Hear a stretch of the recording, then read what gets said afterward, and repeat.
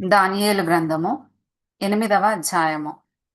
రాజగు బెల్షస్సరు ప్రభుత్వపు 3వ సంవత్సరమందు దానియేలును నాకు మొదట కలిగిన దర్శనముగాక మరి ఒక దర్శనము కలిగెను. నేను దర్శనము చూచుచున్నప్పుడు నేను ఏలామను ప్రదేశ సంబంధమగు షూషనను పట్టణపు నగరులో ఉండగా దర్శనము నాకు కలిగెను. నేను ఊలయి నది ప్రక్కన ఉన్నట్టు నాకు దర్శనము కలిగెను. నేను కన్నులెత్తి చూడగా ఒక పొట్టేలు ఆ నది ప్రక్కను నిలిచి ఉండెను. దానికి 2 కొమ్ములు. ఆ కొమ్ములు ఎత్తైనవి గాని ఒకటి రెండవ దానికంటే ఎత్తుగా ఉండెను. ఎత్తుగలది దానికి తరువాత మొలిచినది. ఆ పొట్టేలు కొమ్ముతో పశ్చిమముగాను ఉత్తరముగాను దక్షిణముగాను పొడుచుచుండుట చూచితిని. ఇట్లు జరుగగా దానిని ఎదిరించుటకైనను అది పట్టకుండా తప్పించుకొనుటకైనను ఏ జంతువునకును శక్తి లేకపోయెను. అది తనకిష్టమైనట్టుగా జరిగించుచు బలము చూపుచూ వచ్చెను. నేను ఈ సంగతి ఆలోచించుచుండగా ఒక మేకపోతు పడమట నుండి వచ్చి కాళ్ళు నేల మోపకుండా భూమియందంతటా పరుగులెత్తెను. దాని 2 కన్నుల మధ్య నొక ప్రసిద్ధమైన కొమ్ముండెను. ఈ మేకపోతు నేను నది ప్రక్కను నిలుచుట చూచిన 2 కొమ్ములు గల పొట్టేలు సమీపమునకు వచ్చి భయంకరమైన కోపముతోనూ బలముతోనూ దాని మీదికి ఢీకొని వచ్చెను.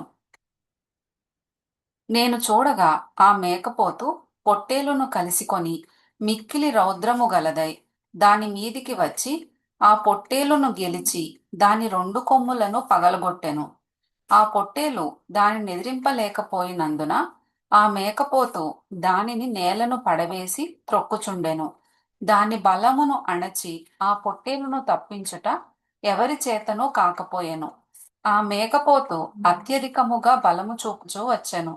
అది బహుగా పుష్టి నొందగా దాని పెద్ద కొమ్ము విరిగెను. విరిగిన దానికి బదులుగా 4 ప్రసిద్ధమైన కొమ్ములు ఆకాశపు నలుదిక్కులకు 4 పెరిగెను. ఈ కొమ్ములలో ఒకదానిలో నుండి ఒక చిన్న కొమ్ము మొలిచెను. అది దక్షిణముగాను తూర్పుగాను ఆనంద దేశపు దిక్కుగాను అత్యధికముగా బలిసెను. ఆకాశ సైన్యము నంటునంతగా పెరిగి నక్షత్రములలో కొన్నిటిని పడవేసి కాళ్ల క్రింద అణగద్రొక్కుచుండెను. ఆ సైన్యము యొక్క అధిపతికి విరోధముగా తన్ను హెచ్చించుకొని అనుదిన బల్యర్పణమును నిలిపివేసి ఆయన ఆలయమును పడద్రోసెను. అతిక్రమము జరిగినందున అనుదిన బలిని నిలుపు చేయుటకై ఒక సేన అతనికి ఇయ్యబడెను. అతడు సత్యమును వ్యర్థపరచి ఇష్టానుసారముగా జరిగించుచు అభివృద్ధి నొందెను. అప్పుడు పరిశుద్ధులలో ఒకడు మాటలాడగా వింటిని. అంతలో మాటలాడుచున్న ఆ పరిశుద్ధునితో మరి ఒక పరిశుద్ధుడు మాటలాడుచుండెను.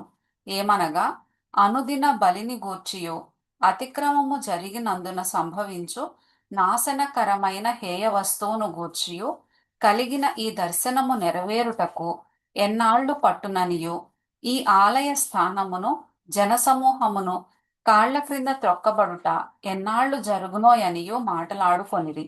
అందుకతడు 2300 దినముల మట్టుకే అని నాతో చెప్పెను. అప్పుడు ఆలయ పవిత్రతను గూర్చిన తీర్పు తీర్చబడును. దానియేలను నేను ఈ దర్శనము చూచితిని. దాన్ని తెలిసికొనదగిన వివేకము పొందవలెనని ఉండగా మనుష్యుని రూపము గల ఒకడు నా ఎదుట నిలిచెను. అంతటా ఊలయి నదీ తీరముల మధ్య నిలిచి పలుకుచున్న ఒక మనుష్యుని స్వరము వింటిని. అది గబ్రియేలు, ఈ దర్శన భావమును ఇతనికి తెలియజేయుమని చెప్పెను. అప్పుడతడు నేను నిలుచున్న చోటునకు వచ్చెను. అతడు రాగానే నేను మహాభయమొంది సాష్టాంగపడితిని.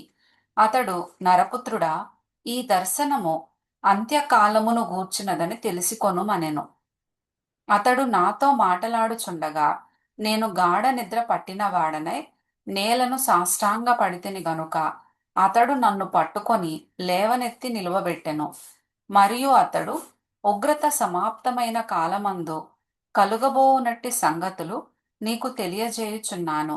ఏలయనగా అది నిర్ణయించిన అంత్యకాలమును గూర్చినది. నీవు చూచిన 2 కొమ్ములు గల ఆ పొట్టేలున్నదే, అది మాదీయుల యొక్కయు పారసీకుల యొక్కయు రాజులను సూచించుచున్నది. బొచ్చుగల ఆ మేకపోతు గ్రీకుల రాజు. దాని 2 కన్నుల మధ్యనున్న ఆ పెద్ద కొమ్ము వారి మొదటి రాజును సూచించుచున్నది. అది పెరిగిన పిమ్మట దానికి బదులుగా 4 కొమ్ములు పుట్టినవి గదా. నలుగురు రాజులు ఆ జనములో నుండి పుట్టుదురు గాని వారు అతనికున్న బలము గలవారుగా ఉండరు. వారి ప్రభుత్వము యొక్క అంతములో వారి అతిక్రమములు సంపూర్తి అగుచుండగా క్రూర ముఖము గలవాడును యుక్తి గలవాడునై ఉండి ఉపాయము తెలిసికొను ఒక రాజు పుట్టును.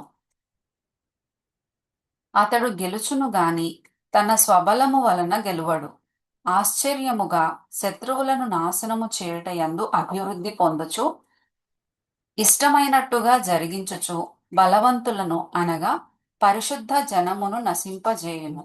మరియునతడు ఉపాయము కలిగిన వాడై మోసము చేసి తనకు లాభము తెచ్చుకొనును.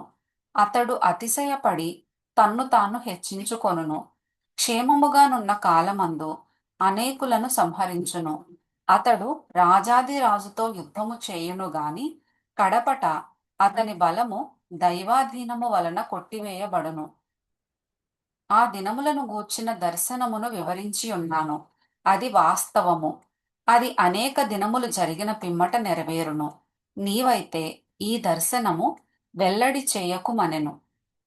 ఈ దర్శనము కలుగగా దానియేలను నేను మూర్ఛిల్లి కొన్నాళ్లు వ్యాధిగ్రస్తుడనై ఉంటిని.